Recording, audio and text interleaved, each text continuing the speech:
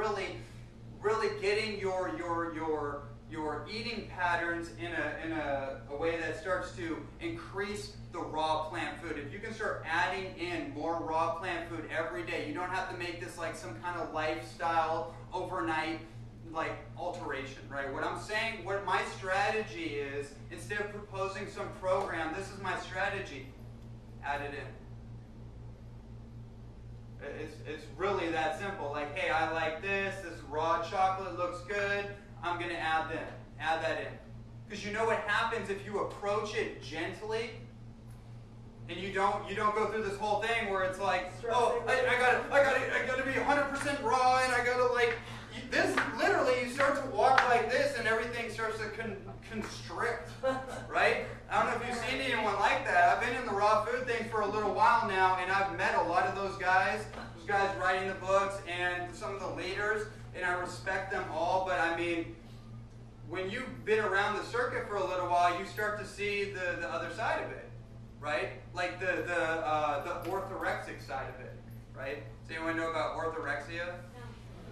Basically, orthorexia is the clinical term for somebody that becomes very obsessed about their eating patterns and focuses everything on eating the healthiest diet they can, where it actually becomes a detrimental like thought pattern, right?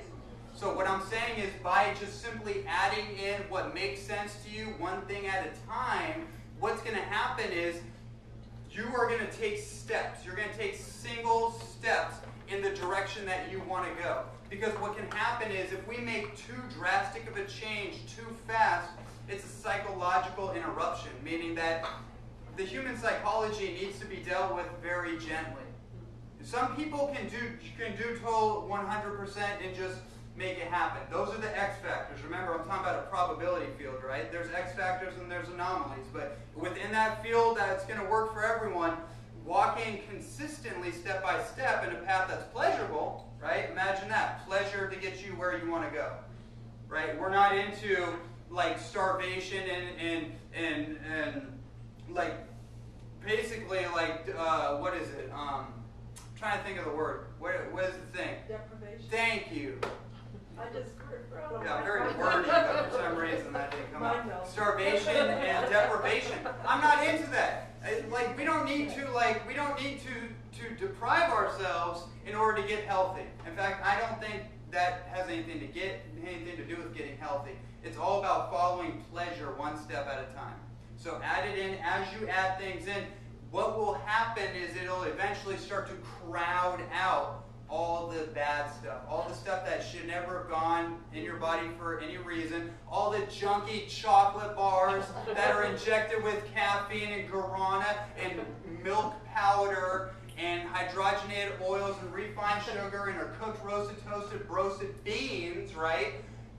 That we all grew up with, that I used to think came from a Cadbury bush, and I had no idea what chocolate really was until years ago, I found out that, wait a minute, this is one of the most sacred foods in the world, and historically it's been one of the most upheld sacraments in some of the greatest civilizations that ever walked this planet. I had no idea about that when I was eating, you know, the waxy paste bar that we were sold, but I got onto the raw chocolate, like the Bakari stuff out here, and I had an experience, and it shifted me, and now I'm doing the raw chocolate nightclubs, blasting people all night long about how amazing cacao is, or chocolate, and what that can do for your, just for your conscious aptitude, right? Like, get you out of cosmic illiteracy.